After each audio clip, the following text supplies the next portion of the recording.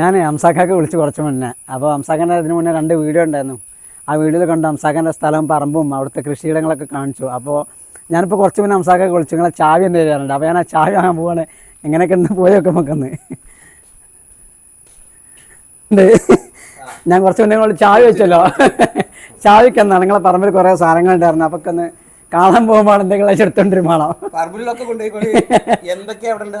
ഇല്ല, വീഡിയോയിൽ 1-2 സാധനം കണ്ടാണ്. ആയിക്കോട്ടെ. അവിടെ വേണ്ടത് പറിച്ചോ. ഗേറ്റ് ലോക്ക് ചെയ്തിട്ടുണ്ടാവും. ചക്ക ഉണ്ട്, പിന്നെ ചീരണ്ട്, പിന്നെ വാഴക്കൊല വീണിട്ടുണ്ടെങ്കിൽ എടുത്തോ. അത് 1-2 വീണിട്ടുണ്ട്. അപ്പൊ അതിന്റെ വാഴ തട്ടുണ്ടാവും, എടുക്കാം. പിന്നെ ചേനപ്പൂവുണ്ട്.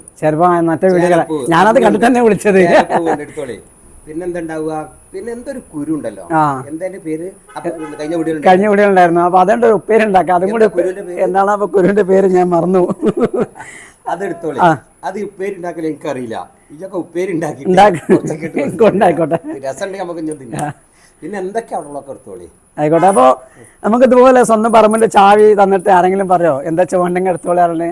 അവൻ നല്ലൊരു മനുഷ്യൻ തന്നെയാണ് ഇദ്ദേഹം. അദ്ദേഹത്തെ പുറത്താൻ വേണ്ടി ഒരു വീഡിയോ ചെയ്യാന്നുള്ളതല്ല കേട്ടോ അങ്ങനെ ഒരു വീഡിയോന്റെ ഉദ്ദേശം.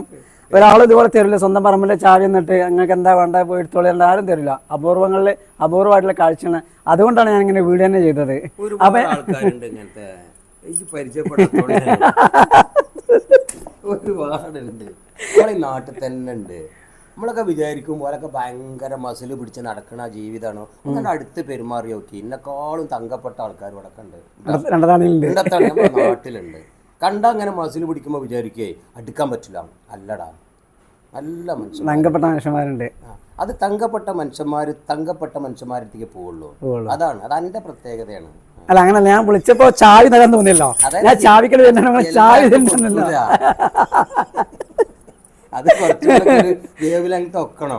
അവിടെ കാണൂല ചിലപ്പോ. പോയിട്ട് വരാ.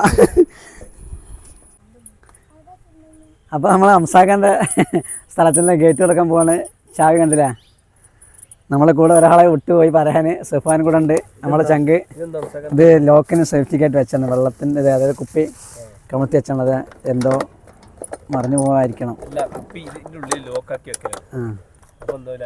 വെള്ളം കയറില്ല.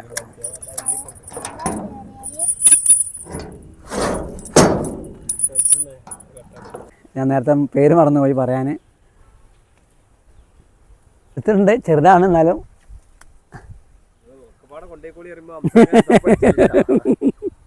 അല്ല പഴുത്ത കണ്ടെടുത്താണ്. തൊടുവിന് എല്ലാ സെറ്റപ്പും ഉണ്ട്. കോണി വരെ വെച്ചിട്ടുണ്ട്. പിന്നെ ചക്കട മോശമല്ലേ. മഴയാണ്, വഴുക്കലൊക്കെ ഉണ്ട്. ചക്ക ഇല്ലല്ല.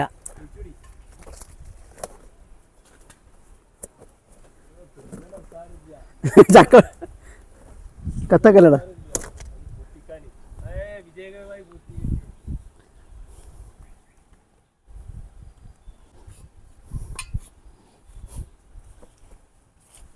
അടുത്ത വീട്ടിൽ തേങ്ങയില്ല, തെങ്ങില്ല, അരക്കാൻ. സോൻ ഇന്നലെ ചക്കതാ എന്താ തേങ്ങ.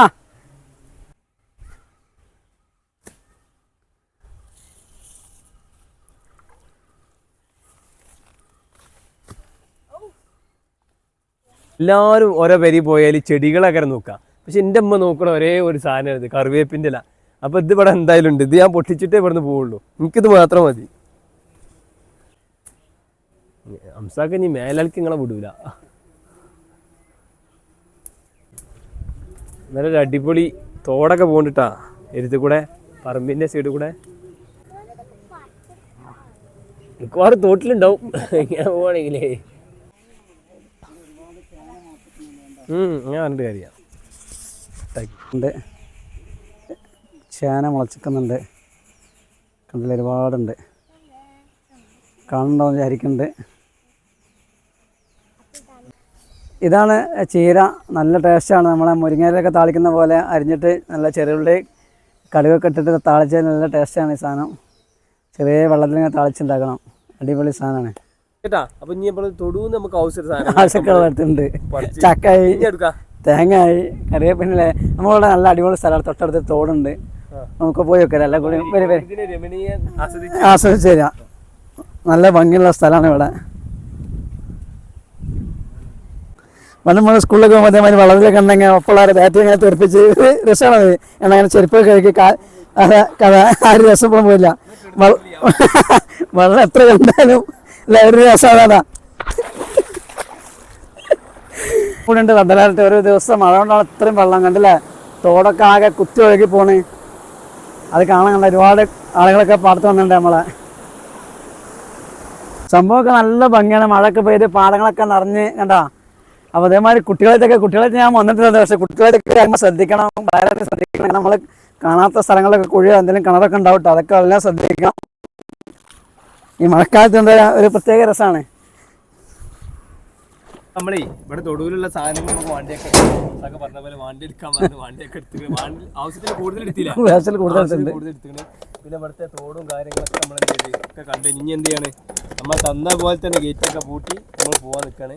അപ്പോൾ നമ്മളെ ഫാമിലി പോക്ക് ഇവിടെ കഴിഞ്ഞില്ല, കഴിഞ്ഞു. ഓക്കെ, ടാറ്റ.